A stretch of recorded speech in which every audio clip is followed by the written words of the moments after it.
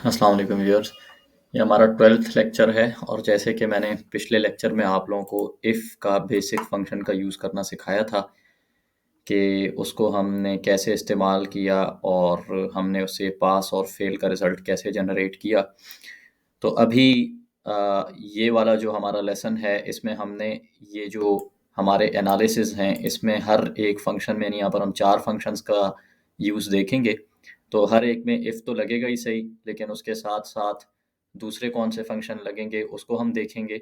और जो दूसरे फंक्शंस लगने हैं वो वैसे भी आप पहले ही बेसिक फंक्शंस की कैटेगरी में उसकी लर्निंग आप लोग कर चुके हैं।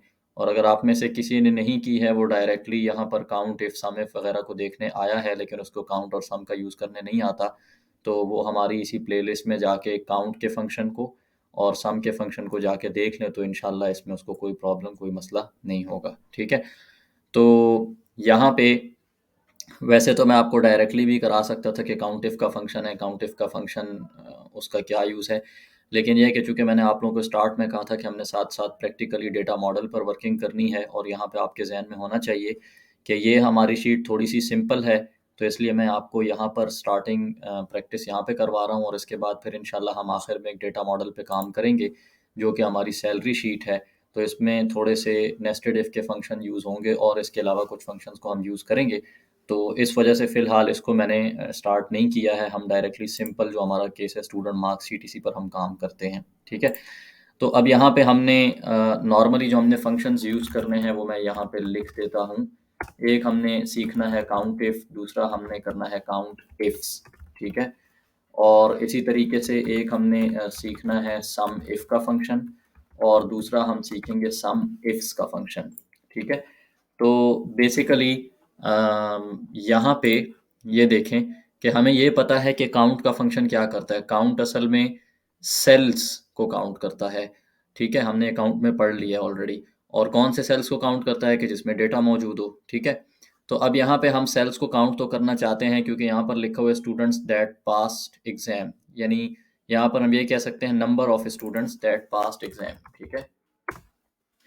तो उसके लिए हमने जब गिनना है तो हमें इसमें कोई ज़्यादा टेक्निकल काम करने की ज़रूरत नहीं है, बल्कि हमने सिर्फ़ ये जो सेल्स हैं इनका हमने काउंट करना है।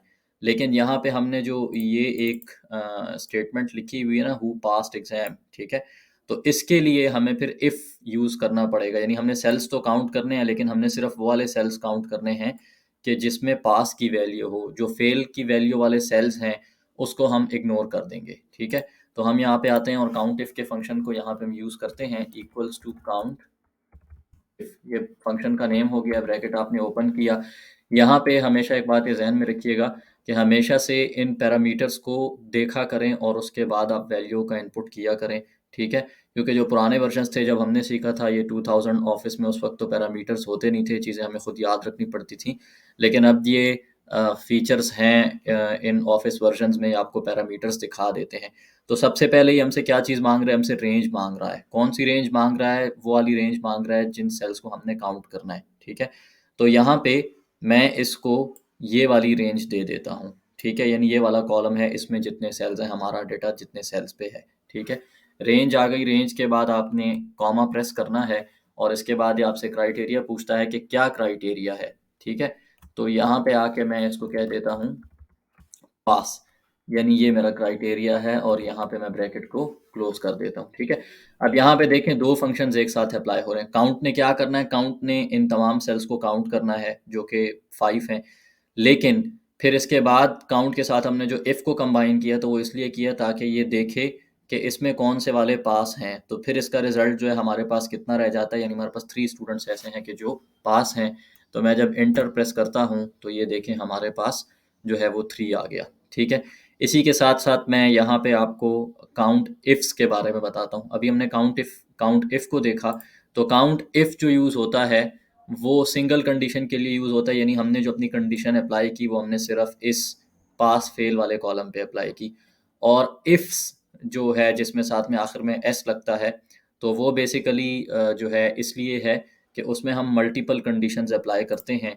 जैसा कि मैंने यहाँ पर लिखा हुआ है कि students passed and obtained A grade. अब हमारी कंडीशंस 2 कॉलम पे हैं, एक तो हम पहले इस कॉलम को देखेंगे कि इसमें से कौन से स्टूडेंट्स पास हैं, ठीक है, और फिर साथ ही हम ये देखेंगे कि ए ग्रेड किस किस ने लिया, यानी जैसे अब यहाँ पे आप देखें ना, तो यहाँ पे हमारे पास स्टूडेंट्स ये भी पास, स्टूडेंट ये भी पास है, ये भी पास है, ये भी पास है, 3 स्टूडेंट्स पास हैं, लेकिन इसमें से एक का ग्रेड जो है बी है।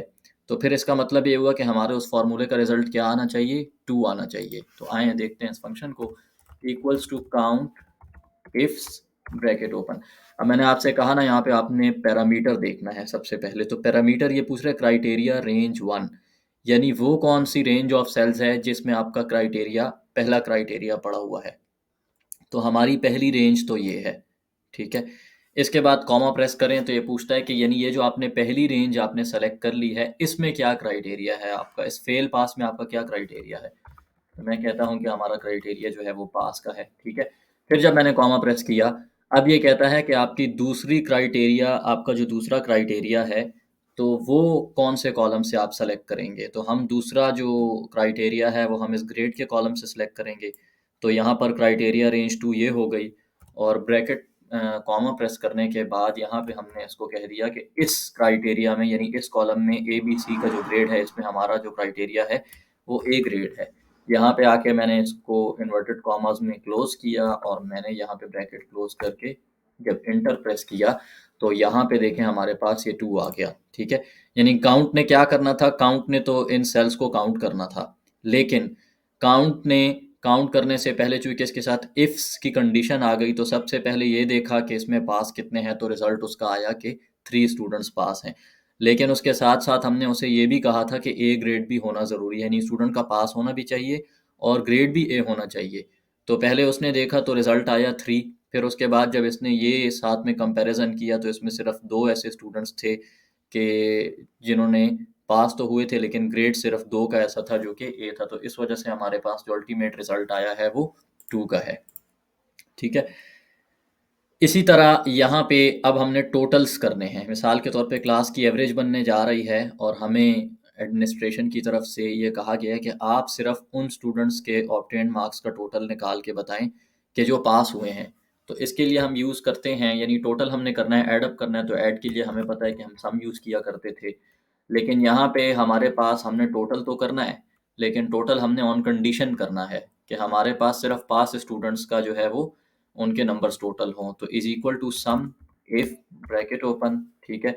यहाँ पे आ जाता है रेंज, ठीक है। यहाँ पर इस चीज़ को समझें, ये एक रेंज है और एक ये सम रेंज है।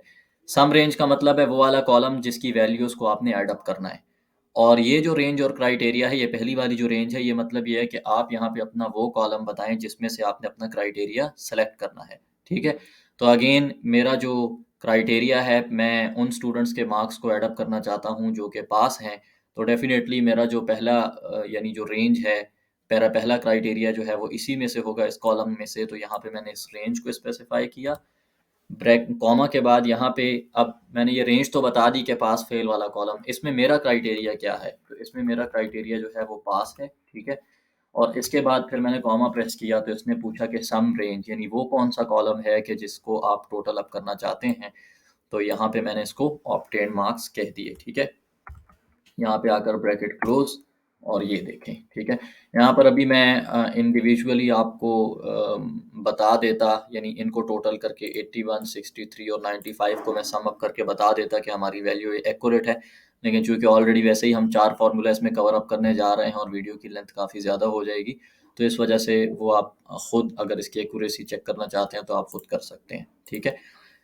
अब यहाँ पे हमारे पास आ जाएं, और यहाँ पे हम जैसे हमने काउंट को यूज़ किया मल्टीपल कंडीशंस के साथ, हम सम को भी यूज़ करते हैं मल्टीपल कंडीशंस के साथ। और इसकी मैं थोड़ी सी आपको ब्रीफ डिस्क्रिप्शन दे देता हूँ। अब हम उन स्टूडेंट्स के मार्क्स को टोटल करना चाहते हैं कि जो पास तो हों, ठीक है, लेकिन पास होने के साथ साथ उनका ए ग्रेड भी हो। तो इसको हम कैसे करेंगे, इसको हम अगेन चूंकि हमने टोटल करना है, ऐड करना है, तो हम आकर सम इफ्स, यहाँ पर हम इफ के साथ एस भी लगाते हैं, क्योंकि अब हमारा जो पर्पस है वो मल्टीपल कंडीशंस है, ब्रैकेट ओपन। अब यहाँ पे ये पहले पैरामीटर को देखें, पहले आपसे सम रेंज मांग रहा है, यानी वो कॉलम चाहिए जिसको आप ऐड अप करना चाहते हैं। तो यहाँ पे ये तो हो गई हमारी सम रेंज। इसके बाद क्राइटेरिया रेंज 1, यानी उस कॉलम का बताएं जिसमें से आप पहला क्राइटेरिया पिक करेंगे। तो हमारा जो कॉलम है इसमें से हम पहला क्राइटेरिया पिक करेंगे, और जब मैंने कॉमा प्रेस किया तो पूछा कि इस कॉलम में जो आपने अभी स्पेसिफाई किया है इसमें आपका क्राइटेरिया क्या है। तो इसमें हमने ये मेंशन कर दिया कि इसमें हमारा क्राइटेरिया पास है। और फिर क्राइटेरिया रेंज 2 यानी वो कौन सा कॉलम है जिसमें से आपने दूसरी कंडीशन स्पेसिफाई करनी है, तो ये दूसरा कॉलम है हमारा, ठीक है। और यहाँ पे आके मैंने जब कॉमा प्रेस किया तो फिर ये जो हमने दूसरी जो यानी कॉलम की स्पेसिफिकेशन की है इसमें हमारा क्या क्राइटेरिया है, तो इसमें हमारा क्राइटेरिया है ए, ठीक है। अब अगर आप कॉमा ब्रैकेट क्लोज करने के बजाय अगर आप कॉमा प्रेस करते जाएंगे तो क्राइटेरिया रेंज 3 4 इस तरह से आता जाएगा। लेकिन फ़िलहाल for the purpose of simplicity हमने सिर्फ इन दो कंडीशंस की बेस पे अपना एनालिसिस करना है। तो यहाँ पे आके मैं ब्रैकेट क्लोज कर देता हूँ और यहाँ पे हमारा जो रिजल्ट है वो 176 है। तो अब यहाँ पे ये छोटी सी एक्यूरेसी मैं आपको जल्दी से करके दिखा देता हूँ। यानी हमारे वो स्टूडेंट्स जो पास थे तो उनके नंबर 239 थे, मैं हार्ड कोडेड लिख लेता हूँ, ठीक है। और फिर एक ऐसे स्टूडेंट के जो पास तो है लेकिन उसका ग्रेड ए नहीं है, बी है, तो इसके कितने मार्क्स हैं, इसके 63 हैं। तो मैं इसमें से 239 में से 63 जब माइनस करता हूँ तो ये आप देखें हमारी एक्यूरेसी वेरीफाई हो गई कि हमारा जो रिज़ल्ट है वो बिल्कुल एक्यूरेट आया है। एक्चुअली ये हम एक्सेल की एक्यूरेसी नहीं चेक कर रहे क्योंकि एक्सेल की तो एक्यूरेसी वैसे भी 100% है, ये तो एक सॉफ्टवेयर है। लेकिन सिर्फ मकसद ये था कि हम ये देख लें कि कहीं हमारे किसी फार्मूले में कोई गलती तो नहीं हुई हुई।